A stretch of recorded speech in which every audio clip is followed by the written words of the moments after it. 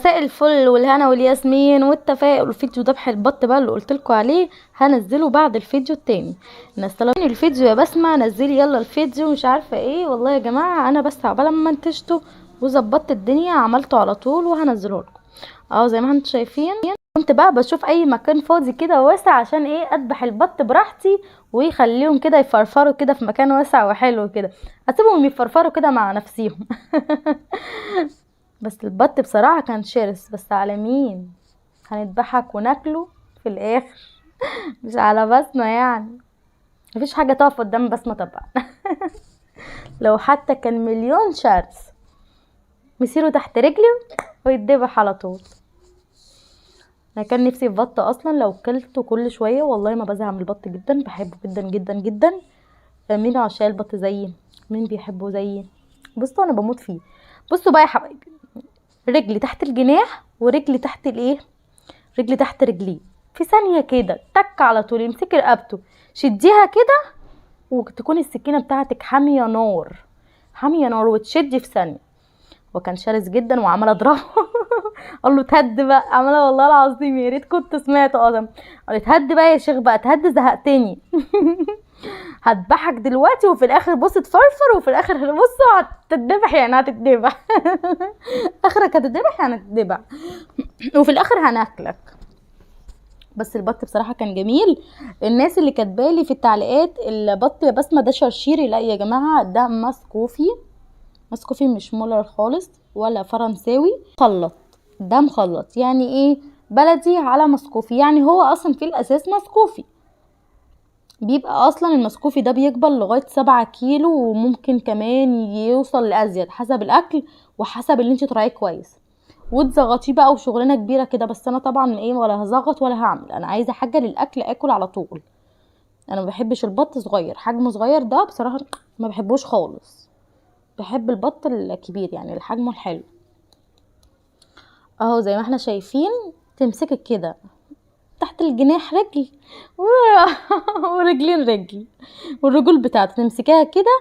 بس اهم حاجه بتتملكي منه قوي علشان البط بيبقى شرس شويه عن الفرخه، بيبقى قوي يعني بيبقى قوي. ولو غير كمان ذكر يعني انا بقول لها كمان شرس بتقول لي اه حظك دكره. النوتي بيبقوا ايه سهلين شويه، بيبقوا بصوت غلابه يعني.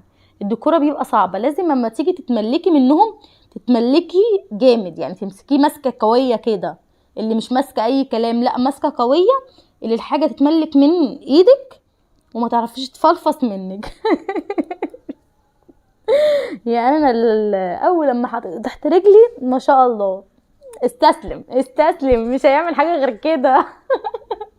مادام تحت رجلي استسلم. قلت له هذبحك يعني هذبحك، صرخت بقى موتني بهدلتني. بص انا ولا انت؟ فاكرين مسلسل الليمبي فيلم الليمبي بيقول هو انا سلخت ولا ذبحت الاول؟ هخش انا وانت وهنشوف مصيرنا في الاخر. هو انا عملت كده انا والذكر. قلت له مش هسيبك الا لما اذبحك، يعني هذبحك يعني هذبحك. ما خدوش مني دقيقتين على بعض، الذبح ما خدش مني دقيقتين على بعض.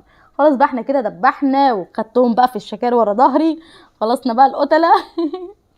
مسكنا القتيل. قلت لها اهم حاجه شنطتي بقى عشان ما نعملش الجريمه ايه ونلبسها احنا ناخدها على طول.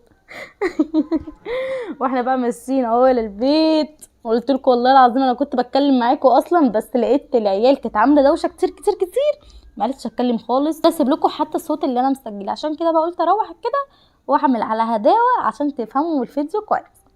روحنا البيت. شايفين السرعه يا جماعه؟ انا راكبه طياره.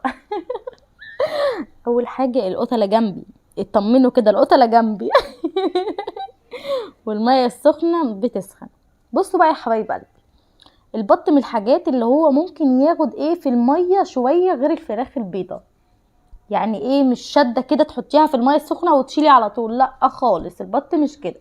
تقلبيه يمين وشمال وجنوب وشرق وكده وتشدي الريش طلع معاكي وكله تمام يبقى تمام. ولا الميه تكون مغليه قوي علشان برضو البط ممكن يطير منك وتيجي تشدي الريش بتاعه تطلعي الجلد وكده ما استفدناش بشكل البطه نهائيا نهائيا نهائيا نهائيا.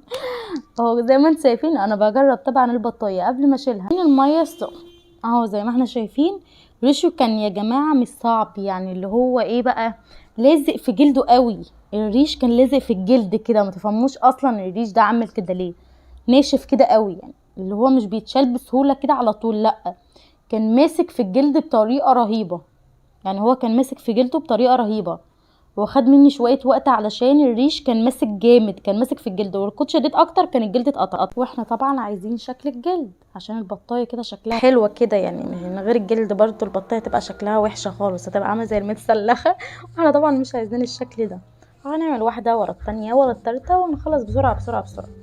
اهو زي ما احنا شايفين، زي ما قلت لكم، الميه ولا تكون سخنه قوي ولا ساقعه قوي علشان البط معاكي ما يتهريش. لو الميه ساقعه البط كده كده لو شلتي الريش الجلد هيتشال معاكي، علشان هتشيليه بالعافيه، وما تيجي تشيليه بالعافيه الجلد هتلاقيه خلاص كده كده بيتشال معاكي. لو مهري برضو هيديكي نفس الايه الشده، والجلد برضو هيتشال معاكي. عشان كده لازم ندي الحاجه حقها وما نزودش في حدها علشان الحاجه ما تبصش مننا. ده اللي انا قصدي عليه. وهو بقطع بقى الرجول، انا كنت مفكره الرجول حلوه وكده، لقيت الرجول بصراحه ما عجبتنيش، علشان اختي كانت قالت لي رجول البط حلو وطعمها حلو وكده، بس مش عجبتني وكده، علشان البط ما كانش اللي هو ايه اللي هو نضيف خالص بقى، زي الايه، زي اللي بيجي من السطح عندنا ولا حاجه زي كده. السطح عندنا احنا عارفين حاجتنا ازاي وبننضف لها ازاي والمكان ده كله. طبعا الرجول دي طبعا بتمشي على الارض، يعني البطه شايله نفسها برجليها. قلت بصراحه لا، ما حبيتهاش وكده ورميتها، ما عجبونيش يعني. اهو زي ما احنا شايفين اهو بغطس البطايه يمين وشمال جنوب وشرق، زي ما قعدنا بقى في الارض ايه عشان ننضف كده براحتنا. هننضف على الحوض، مش هبصوا هنتعب، وفيها اصلا ريش صغير. بصوا قربي كده يا امنيه، شايفين الريش الصغير؟ جيبوا ايه العاطل في البطل كده. العاطل في البطل شدوا كده، بس كده تشدوا كده. بصي الصغير بيطلع مع الكبير اهو. وهوريكم برضو حاجه، الريش الصغير هخليه يطلع زي الفل دلوقتي، بس بعد ما نخلص كده تنظيف ويبقى زي الفل هنعمل له برضو حركه كده. سواء تروحوا هنا ولا هنا، نكملوا معانا الفيديو للاخر. كملوا معانا الفيديو للاخر، ولا تروحوا هنا ولا تروحوا هنا، ماشي؟ هتنزلي باللايك، ماشي. زي ما احنا شايفين خلصنا الريش وبقوا زي الفل، بس طبعا في ريش صغير كتير. هتعملي ايه يا بسمه بقى في الريش الصغير ده؟ هقولك اصبري عليا كده يا ست الكل. اول حاجه تشغلي عيون البوتاجاز. هتقولي لي عيون البوتاجاز هو انا هشيطها، هو انا هولع فيها يا بسمه قبل ما ناكلها؟ هقولك لا طبعا، هديكي فكره بسيطه قوي قوي ممكن تنفع وتستفادي بيها كمان وتشتغلي بيها على طول. انا جيت بقى عملت نفسي ناصحه بقى بقلب العين دي على دي. كانوا بيعملوا حلبه، بنقل دي على دي، لقيتني بوظت الدنيا وقمت رجعت كل حاجه مكانها تاني واشتغلت على العين الصغيره. كنت عايزه اشتغل في العين الكبيره عشان انجز يعني وكده. تمسكي بقى البطايه وتمشي عليها بالنار كلها كده. شايفين لما النار بتعلى قوي كده بتكون ايه، بتشد ريشه، بتشيط ريشه كده معاها زي ما انتم شايفين. اما النار بتعلى كده بتشيل ريشه اهو زي ما انتم شايفين. واشتغلت بقى على عينين، اسهل حاجه وريحت نفسي.